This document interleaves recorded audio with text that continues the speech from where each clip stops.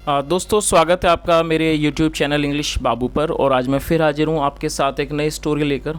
और दोस्तों ये जो आज की स्टोरी है बहुत ही छोटी सी स्टोरी है, लेकिन इसके अंदर जो आपको मैसेज मिलेगा वो बहुत बड़ा मैसेज है। इसमें आपको कुछ सीखने को मिलेगा। उसके अलावा यहाँ पर आपको कई सारे नए इंग्लिश के वर्ड मीनिंग सीखने को मिलेंगे, और जो इसका जो ग्रामर का स्ट्रक्चर है उसके बारे में ही मैं आपको बताऊँगा।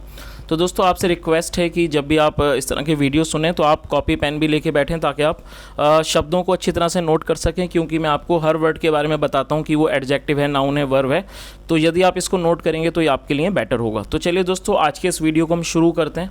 और सबसे पहले जो कहानी है उसका हम टाइटल देखते हैं। कहानी का टाइटल है नथिंग इज़ यूजलेस। देखिए ये जो वर्ड है यूजलेस, ये एक एडजेक्टिव है जिसका मतलब होता है बेकार, और नथिंग का मतलब कुछ भी नहीं। तो क्या मतलब हुआ?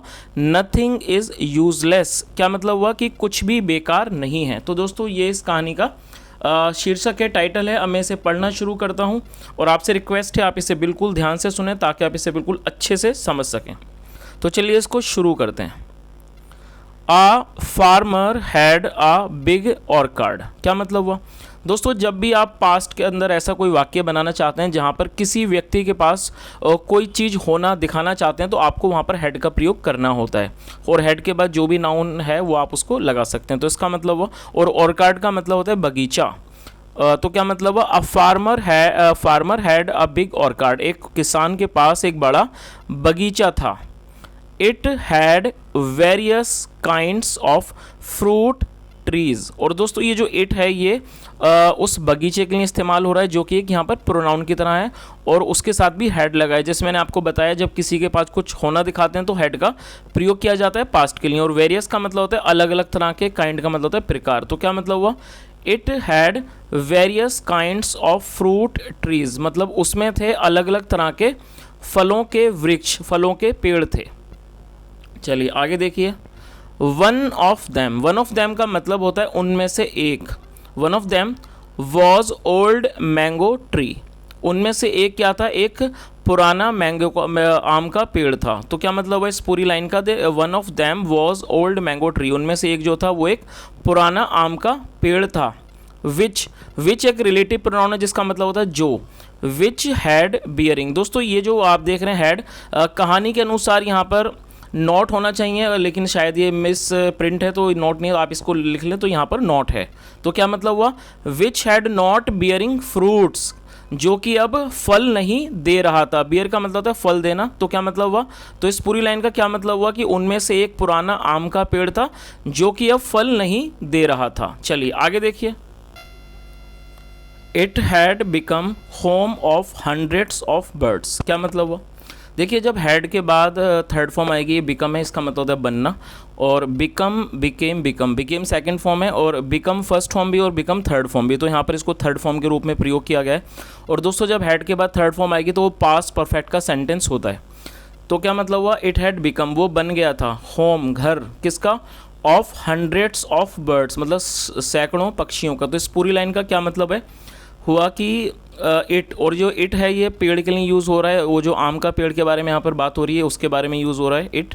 तो क्या मतलब हुआ? It had become home of hundreds of birds. ये सैकड़ों पक्षियों का घर बन गया था।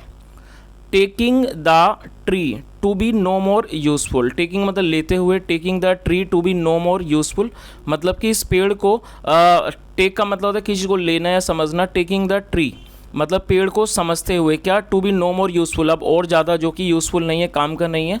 The farmer decided to cut it down. Decide का मतलब होता है निर्णय करना, फैसला करना, और ये सेकंड फॉर्म है। और ये दोस्तों सेकंड फॉर्म का मतलब है कि वो पास्ट इंडेफिनिट का वाक्य है। अफर्मेटिव में जब भी हम कोई वाक्य बनाते हैं पास्ट इंडेफिनिट के अंदर तो सेकंड फॉर्म का प्रयोग किया जाता है। तो क्या मतलब हुआ? The farmer decided to cut it down, किसान ने उसे काटने का फैसला किया। तो इस पूरी लाइन का क्या मतलब हुआ कि taking the tree to be no more useful, मतलब पेड़ को अब और ज़्यादा काम का ना मानते हुए the farmer decided to cut it down, किसान ने उसे काटने का निर्णय लिया। चलिए आगे देखिए। He went to the orchard with an axe for the same purpose.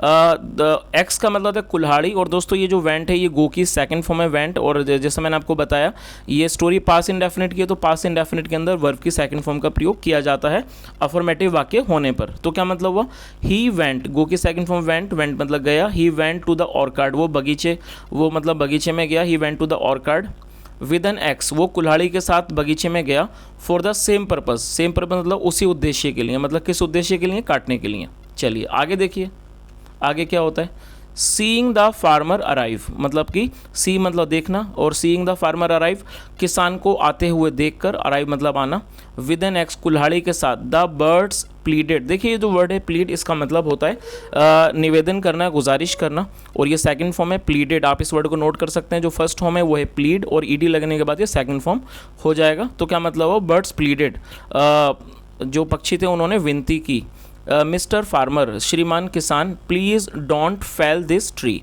Fail का मतलब गिराना होता है दोस्तों, ये जो वर्ड है ये फॉल की सेकंड फॉर्म फेल होती है जिसका मतलब गिरना, लेकिन यहाँ पर ये जो FEL ये अलग वर्ड है जिसका मतलब होता है गिराना, तो आप इस वर्ड को नोट कर सकते हैं।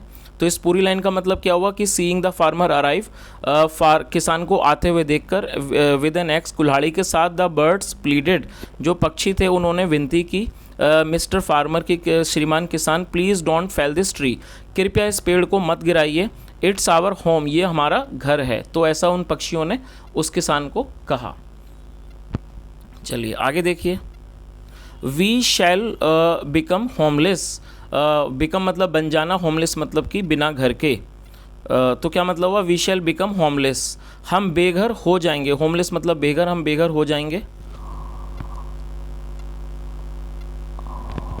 वी शैल लीव, हम चले जाएंगे, लीव मतलब चले जाना, एंड यू वॉन्ट हियर, और आप नहीं सुनोगे, आवर सॉन्ग्स, हमारे गानों को, एनी मोर, और अधिक। तो उन्होंने क्या कहा कि हम जो है बेघर हो जाएंगे और आप हमारे गानों को और ज़्यादा नहीं सुनोगे, मतलब हम चले जाएंगे, और जब चले जाएंगे तो क्या होगा, you won't hear our songs any more, आप हमारे गानों को नहीं सुनोगे। चलिए आगे देखिए, यहाँ पर आप इस सीन को देख सकते हैं, जो किसान है वो अपनी कुल्हाड़ी के साथ आ रहे हैं, पक्षी उसको बता रहे हैं। चलिए आगे देखिए, but the farmer ignored their pleas, their मतलब उनका, उनकी, और इग्नोर का मतलब होता है नज़रअंदाज करना, लेकिन द फार्मर जो किसान था, इग्नोर्ड उसने क्या नज़रअंदाज कर दिया, देयर प्लीज़ उनके निवेदनों को, प्लीज़ मतलब निवेदन, तो क्या करा फार्मर ने, किसान ने उनके निवेदनों को क्या कर दिया, नज़रअंदाज कर दिया, एंड ब्रॉट डाउन, और नीचे लाया, ब्रॉट डाउन हिज एक्स, अपनी कुल्हाड़ी को, ऑन द ट्रंक, ट्रंक का मतलब होता है पेड़ का तना, तने के ऊपर, on the trunk of the tree, पेड़ की। तो इस पूरी लाइन का क्या मतलब हुआ कि लेकिन जो किसान है उसने जो उन पक्षियों की जो प्लीज़ थी, जो उनके निवेदन थे, उनको नज़रअंदाज कर दिया, और वो अब अपनी जो उसकी कुल्हाड़ी तो वो उस कहाँ पर ले आया, वो ट्रंक पर, तने पर ले आया। चलिए आगे देखिए, सडनली मतलब कि अचानक, ही साइटेड, ये इसका मतलब होता है देखना, और ये सेकंड फॉर्म है, ही साइटेड, उसने देखा, a big bee hive, bee hive का मतलब होता है मधुमक्खी का छत्ता, उसने एक मधुमक्खी के छत्ते को देखा, इन द हॉलो, हॉलो का मतलब है खोखला, in the hollow of the tree, मतलब पेड़ के का एक खोखलेपन में, मतलब कि एक किसी, होलो का मतलब होता है कोई खाली स्थान, एक in the hollow of the tree मतलब जो पेड़ का एक खाली स्थान था उसके अंदर उसने क्या देखा, एक बी हाइव को देखा, मतलब मधुमक्खियों के छत्ते को देखा। चलिए आगे देखिए, the site of the hive, और साइट का मतलब दृश्य, जो ये साइट था मतलब दृश्य था, ऑफ द हाइव इस छत्ते की, मेड द फार्मर रीथिंक, उसने रीथिंक मतलब दोबारा सोचना, उसने ये पॉजिटिव वाक्य, मेड द फार्मर रीथिंक मतलब उसने फार्मर को, किसान को दोबारा मतलब कि सोचने पर मजबूर किया, सोचवाया। तो क्या मतलब हुआ, जो इसका दृश्य था उससे क्या हुआ, फार्मर ने दोबारा सोचा, फार्मर रीथिंक। ही बिकेम, ये सेकंड फॉर्म में बिकम की मतलब बन जाना, ही बिकेम कंपैशनेट। दोस्तों ये बहुत अच्छा वर्ड है, आप इसे नोट कर सकते हैं। कंपैशनेट का मतलब होता है दयालु, तो क्या मतलब हुआ, ही बिकेम कंपैशनेट, वो दयालु हो गया, टू द ट्री, पेड़ पर, एंड टॉस्ड अवे, टॉस, ये टॉस अवे की सेकंड फॉर्म है, टॉस्ड अवे मतलब फेंक देना, टॉस्ड अवे हिज एक्स, और उसने अपनी कुल्हाड़ी को फेंक दिया। ही अनाउंस्ड, उसने घोषणा की, this fruitless tree, fruitless tree का मतलब हो गया कि मतलब कि फल ना देने वाला वृक्ष, दिस फ्रूटलेस ट्री, ये जो फल ना देने वाला वृक्ष है, इज़ होम, वो घर है, ऑफ बर्ड्स, पक्षियों का, दैट सिंग, जो गाते हैं, सॉन्ग्स, गानों को, फॉर मी, मेरे लिए। तो उसने इस लाइन, पूरी इस लाइन का क्या मतलब हुआ कि उसने घोषणा की कि ये जो बिना फल देने वाला पेड़ है वो घर है कई पक्षियों का, पक्षियों का, दैट सिंग जो गाते हैं, मेरे गाने गाते हैं मेरे लिए। इट कैन प्रोड्यूस हनी, और ये जो है हनी को उत्पादन कर सकता है। प्रोड्यूस मतलब पैदा करना, उत्पादन करना किस चीज़ का, हनी का, मतलब कि शहद का उत्पादन कर सकता है। I will never cut it, मैं इसे कभी नहीं काटूंगा। द फार्मर नाउ अंडरस्टूड, ये अंडरस्टैंड की सेकंड फॉर्म में जो किसान था क्या था, अब वो समझ गया था, समझ गया दैट कि in the scheme of the nature, scheme का मतलब होता है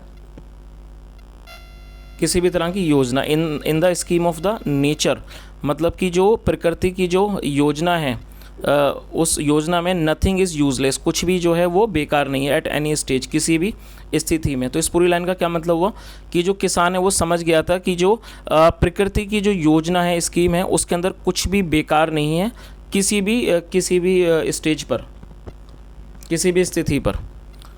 चलिए दोस्तों, अब इस कहानी का मोरल भी देख लेते हैं। इस कहानी का क्या मोरल है, बहुत अच्छा मोरल है। वी शुड नॉट जज the value of others with only self interest in mind. तो क्या मतलब हुआ, शुड नॉट का मतलब होता है जब हम किसी वाक्य के अंदर किसी को सलाह देते हैं तो हमें कभी भी जज नहीं करनी चाहिए क्या, द वैल्यू, किस चीज़ की वैल्यू को, ऑफ अदर्स, दूसरों की वैल्यू को, विद ओनली सेल्फ इंटरेस्ट मतलब अपने सेल्फ इंटरेस्ट मतलब अपने खुद के हितों को ध्यान में रखते हुए। तो इस पूरी लाइन का क्या मतलब हुआ कि हमें कभी भी अपने खुद के हितों को अपने दिमाग में रखते हुए दूसरों की वैल्यू को जज नहीं करना चाहिए। तो दोस्तों मैं समझता हूँ कि ये जो कहानी है इससे आपको बहुत अच्छी शिक्षा मिली होगी, आप समझ गए होंगे कि ये जो कहानी है बहुत खूबसूरत कहानी है, जिसके अंदर हमने देखा कि वो जो किसान था उस पेड़ को काटने जा रहा था, लेकिन जब उसने देखा कि यहाँ पर एक छत्ता है और मधुमक्खियाँ हैं, तो ये कई मक्खियों का घर है, उसके अलावा यहाँ पर बहुत सारे पक्षी भी रहते हैं, तो आखिर में उसको उन पर दया आ गई और उसने ये फैसला कर लिया कि वो इस पेड़ को नहीं काटेगा। तो दोस्तों इससे हमें क्या शिक्षा मिलती है कि हमें भी अपने जीवन के अंदर ऐसा कोई भी काम नहीं करना चाहिए कि जो सिर्फ हमारे हित के लिए हो लेकिन उससे दूसरे का नुकसान हो, क्योंकि यदि हम ऐसा करते हैं तो ये भी एक अच्छी बात नहीं है। तो हमें हमेशा दूसरों के हितों के बारे में भी सोचना चाहिए। तो दोस्तों मैं उम्मीद करता हूँ कि आपकी आज की वीडियो आपको अच्छी लगी होगी। यदि आपका वीडियो अच्छा लगा हो तो मेरी आपसे रिक्वेस्ट है, वीडियो को लाइक करें, शेयर करें, चैनल को जरूर सब्सक्राइब करें, कमेंट करके बताएं यदि आपकी तरफ से कोई सजेशन हो। सुनने के लिए thank you so much. Have a nice day and bye.